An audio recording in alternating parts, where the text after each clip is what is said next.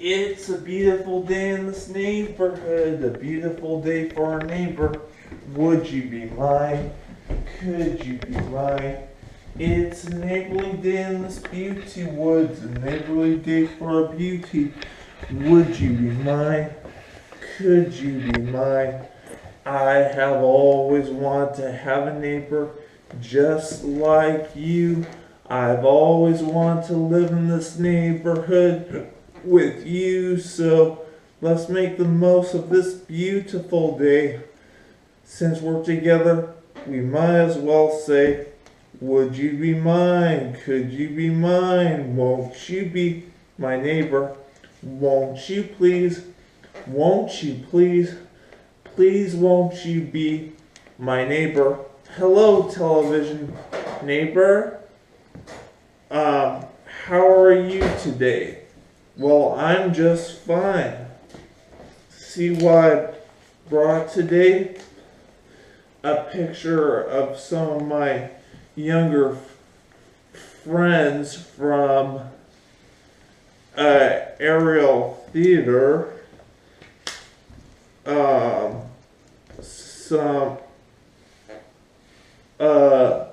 A picture of different Blu-ray DVDs and a tin and a colored tin can.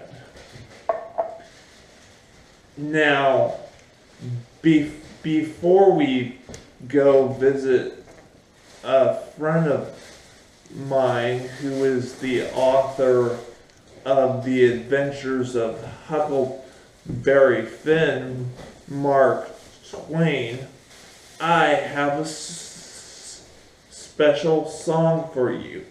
You are my friend, you are special, you are my friend, you're special to me, you are the only one like you, my friend. I like you in the daytime, in the nighttime, anytime that you feels the right time for a friendship with me, you see. FRIEND,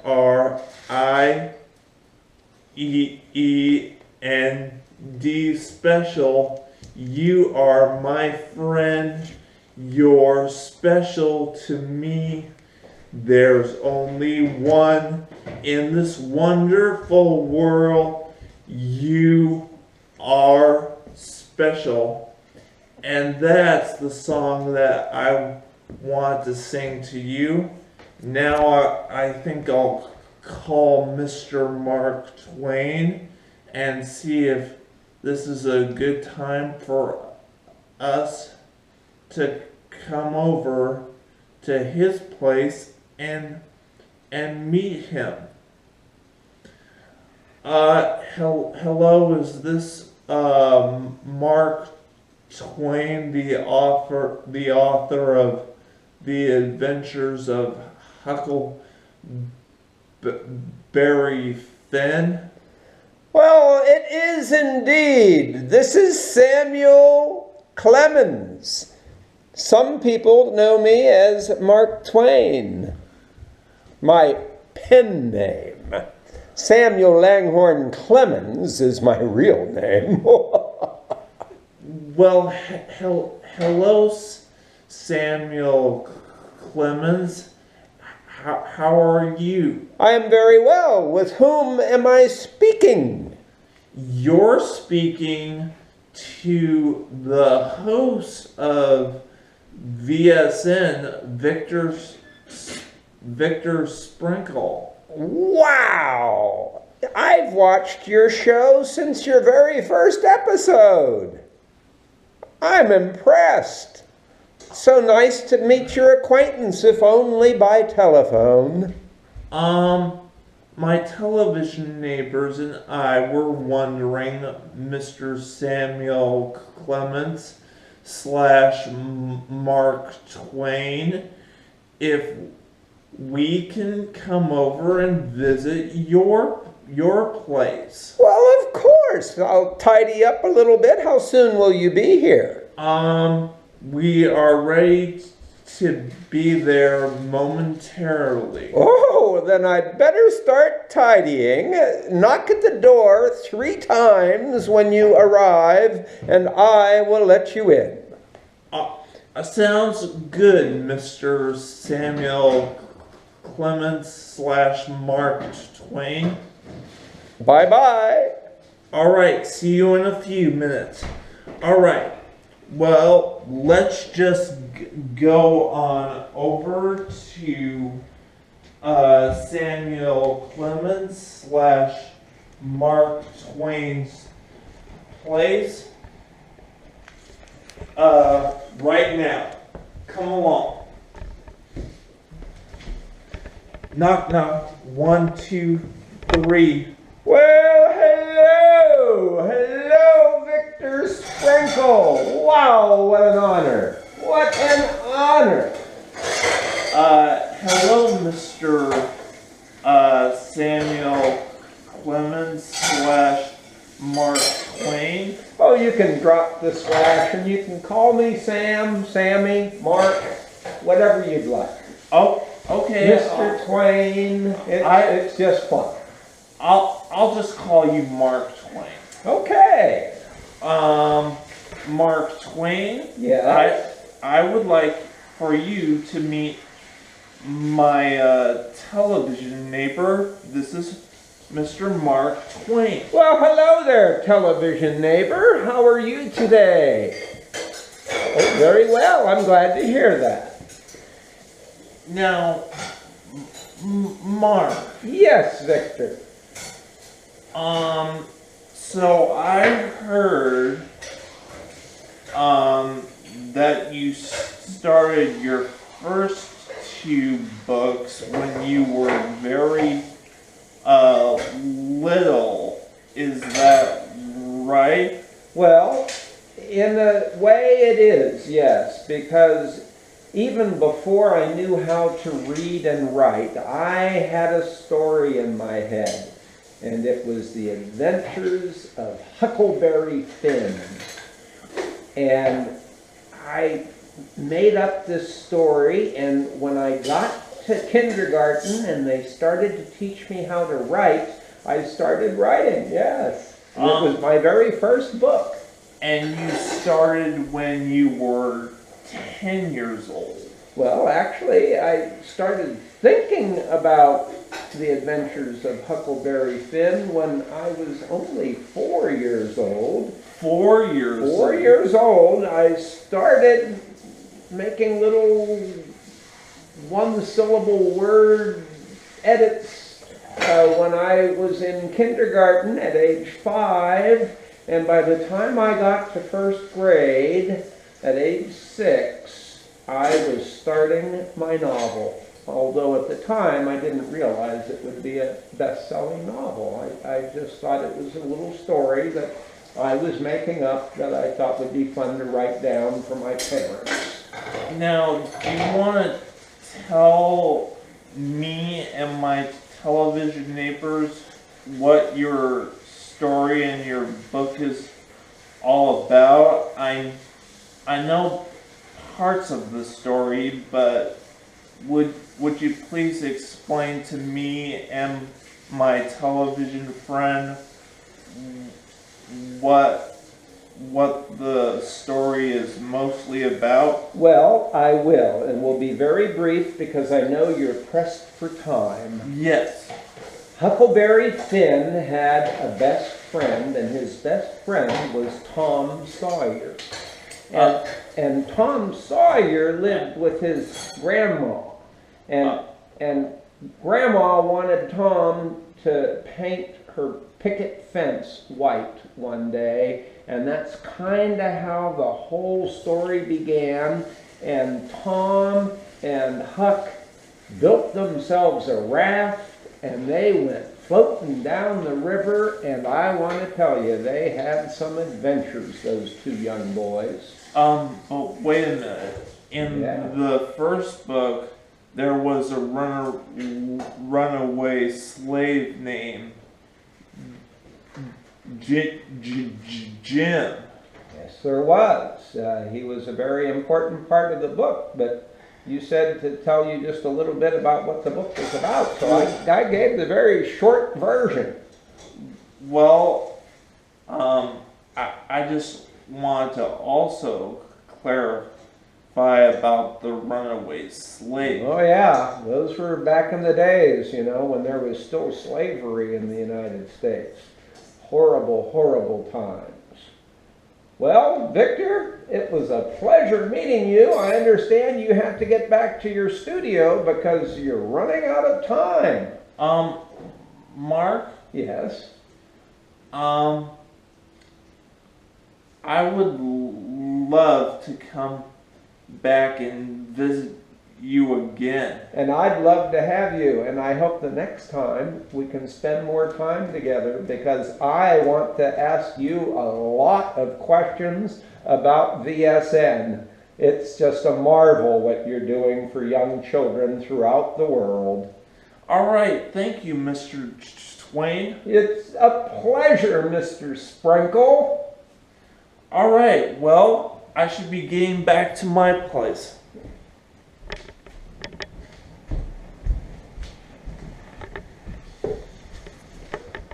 Isn't Mark Twain magnificent? I really enjoyed his company. Now it's time for some make-believe. Let's make believe that Charles R. Aber is helping Queen Sarah out with his. Let's make believe that Queen Sarah. Let's make believe that Charles R. Aber is helping Queen Sarah out with her book club, and let's also pretend that King Friday and Prince Tuesday are going to nap before they have their afternoon lunch. So let's think some more about that now as the trolley goes in front of the castle in the neighborhood of make-believe. Ready to go, trolley? Okay, neighborhood of make-believe.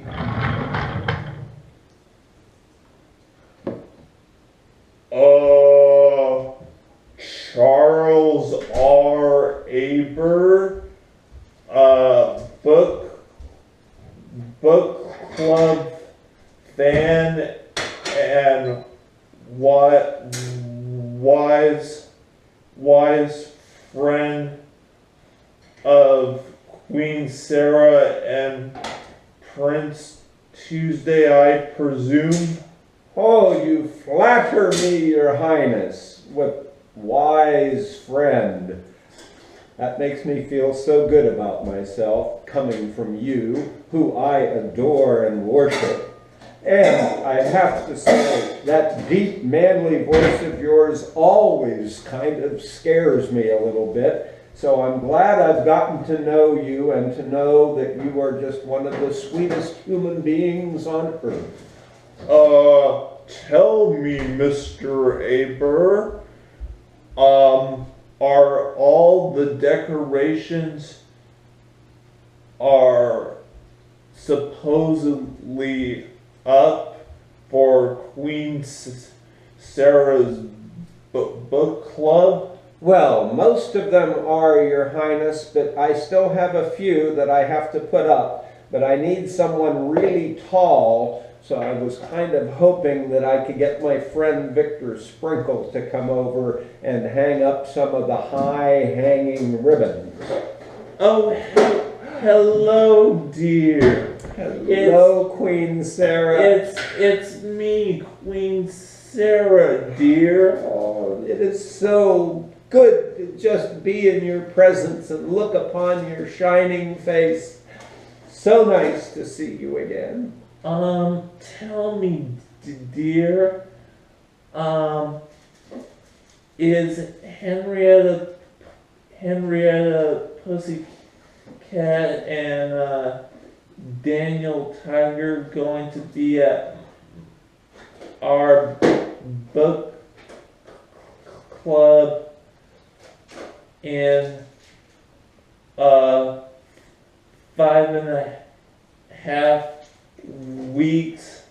It's my understanding that they both plan to be there, Your Highness. Hi, I'm Prince Tuesday. Well, hello, Prince Tuesday. That's quite a mustache you've got going there, young man.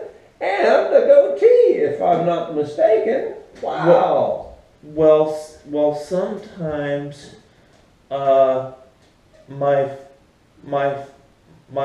father and mother like to quarrel sometimes. Oh, well, a lot of people do like to quarrel. Sometimes it's just in good fun. Tell me something. Yes. What's the name of your first book that you're going to read to Daniel Tiger and me? Well, I thought, in keeping with the theme of the program, that I would read an excerpt from The Adventures of Tom Sawyer and Huckleberry Finn. That sounds wonderful. Okay. I think it's time for me to go. Bye, Trolley.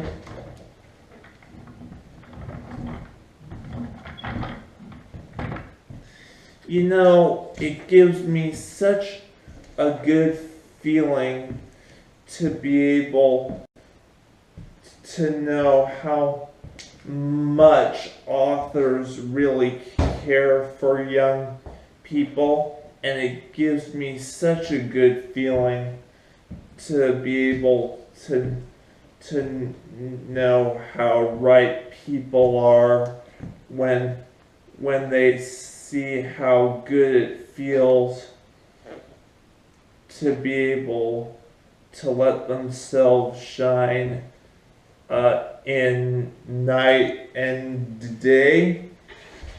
It's such a good feeling to know you're alive. It's such a happy feeling. You're growing inside. When you wake up ready to say, I think I'll make a snappy new day. It's such a good feeling. A very good feeling. The feeling you know that I'll be back when the week is new, and I'll have more ideas for you, and you'll have things you want to talk about. I will too. Until tomorrow, television neighbors. Bye for now.